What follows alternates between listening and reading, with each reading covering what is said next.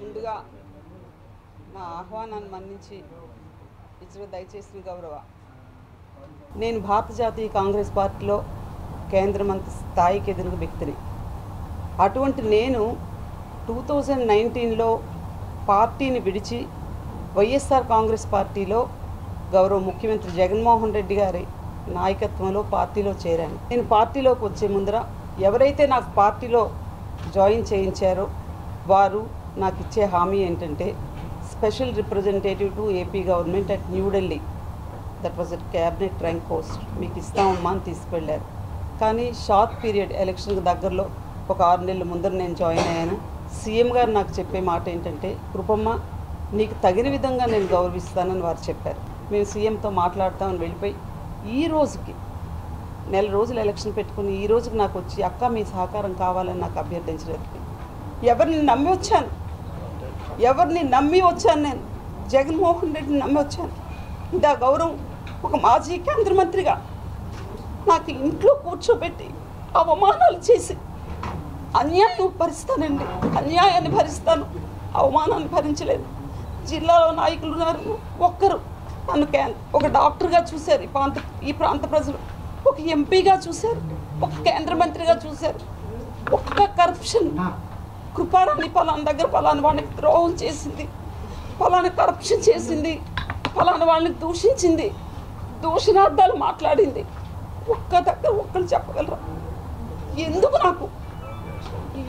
నాకు కూర్చోబెట్టాల్సిన అవసరం? ఎందుకు నాకు అవమానించారు? నా అవమానానికి కారణం చెప్పని నేను జగన్మోహన్ రెడ్డి గారిని కోరుతున్నాను.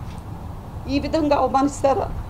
ఈ విధంగా ఒక ఆడబిడ్డని, ఒక మాజీ కేంద్ర మంత్రిని, ప్రతి పొలిటికల్ పార్టీకి ఒక రాజ్యాంగం ఉంటుందండి. భారత జాతీయ కాంగ్రెస్ పార్టీకి ఒక రాజ్యాంగం ఉంటుంది. దేశ సమగ్రత, సమైక్యత, లౌకికవాద పరిరక్షణ, పేదరిక నిర్మూలన, దోపిడీ విధానాన్ని అంతమొందించాలని భారతీయ జనతా పార్టీకి ఒక రాజ్యాంగం ఉంటుంది. పార్టీ రాజ్యాంగంలో ఒక మతాన్ని పోషించే పార్టీ, మతతత్వ పార్టీ అని రాజ్యాంగం ఉంటుంది. కొన్ని ప్రాంతీయ పార్టీలు కొన్ని రాజ్యాంగం ఉంటాయి. అంటే వైఎస్ఆర్ కాంగ్రెస్ పార్టీ రాజ్యాంగం ఏంటండి? విద్యావంతులు అవసరం లేదు, కరప్షన్ చేయని వాళ్ళు అవసరం లేదు, సంస్కారవంతులు అవసరం లేదు. ఈ పార్టీలో ఉండాలంటే తిట్లు వచ్చేవాళ్ళు ఉండాలి, బ్యాక్ స్టాపింగ్ చేసేవాళ్ళు ఉండాలి, సంస్కారం అందరూ అని నేను అంటం లేదు. మెజారిటీ పీపుల్ నేను ఈ పార్టీలో కొనసాగాలి అంటే ఈ కిల్లి కృపారాణి అనే బ్రాండ్ని పక్కన పెట్టి నాకు తిట్లు రావనా? నేను సంస్కారవంతురాలనా? ఎందుకు నాకు కూర్చోబెట్టారు? ఎందుకు నాకు అన్యాయం చేశారు? అన్యాయంతో పాటు నన్ను ఎందుకు ఇంతగా అవమానించారు జగన్మోహన్ రెడ్డి గారు? కృపమ్మ అని మనస్ఫూర్తిగా సంబోధించే వాళ్ళే ఇంత వంచన. ఈ వంచనకి ఏం పేరు పెట్టాలి చెప్పండి? మీరే చెప్పండి. ఈ వంచనకి నేను ఏ పేరు పెట్టాలి? నిజంగా రాజశేఖర రెడ్డి గారు తనయుడు నాకు ఈ విధమైన మోసం, అవమానం, వంచన పదవి కాదండి నేను చెప్తున్నా. మీరు అనుకోవచ్చు కృపారాణి పదవి కోసం, పదవి కానే కాదు, గౌరవాన్ని కోరుకున్నాను. మీరు చూస్తున్నారు మన జిల్లా రాష్ట్రంలో కొన్ని రాజకీయ పార్టీలు పదవులు ఇవ్వలేకపోయి, నాలాగే బ్రాండెడ్ ఫ్యామిలీస్ పదవులు కల్పించలేకపోయారు. వెంటనే కబురు పెట్టారు, అమ్మ బికాజ్ ఆఫ్ దీస్ రీజన్స్, అయ్యా బికాజ్ ఆఫ్ దీస్ రీజన్స్ మీకు ఇవ్వలేకపోయాం. అది గౌరవాన్ని పెంచే కార్యక్రమం అండి, గౌరవాన్ని పెంచే కార్యక్రమం. ఇది ఉన్న గౌరవాన్ని కూడా తుంచే కార్యక్రమం, ఉన్న గౌరవాన్ని తుంచే కార్యక్రమం. నేను ఎందుకు కాంగ్రెస్ పార్టీ విడిచిపెట్టి వచ్చాను? నా వెనుకున్నలకు చెయ్యాలనే కదా.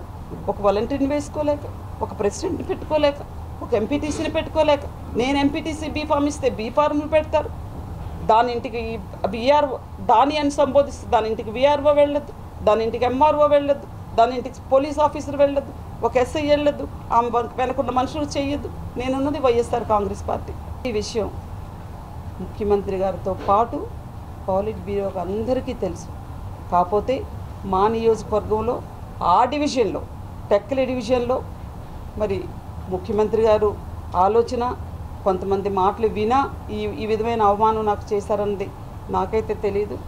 అందుచేత ఈ అవమానాలు భరించి ఉండడం కంటే నాకు ఎక్కడ గౌరవం ఉంటే అక్కడ నేను ఉంటాను అని ఒక ఆలోచనతో ఈ రెసిగ్నేషన్ వైఎస్ఆర్ కాంగ్రెస్ పార్టీకి గౌరవ ముఖ్యమంత్రి జగన్మోహన్ రెడ్డి గారికి నేను సబ్మిట్ చేస్తూ ఈ రోజు నుంచి వైఎస్ఆర్ కాంగ్రెస్ పార్టీలో నా ప్రాథమిక సభ్యత్వంతో పాటు నేను కూడా వైఎస్ఆర్ కాంగ్రెస్ పార్టీని వైదొలుగుతున్నానని గౌరవ పాత్రికేయ మిత్రులందరికీ హృదయపూర్వకంగా తెలియచేసుకుంటూ మీ అభిమానం, మీ ఆదరణ, కృపారాణిని అన్ని స్థాయిల్లో చూశారు.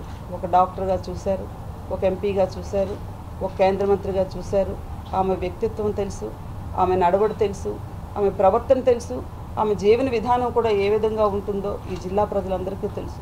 మీ భవిష్యత్తులో కూడా నాకు ఇదే విధంగా మీ వద్ద నుంచి నాకు అభిమానం, ఆదరణ ఉండాలని సోదరులందరికీ శిరస్సు వంచి నేను నా నమస్కారాలు తెలియజేసుకుంటాను.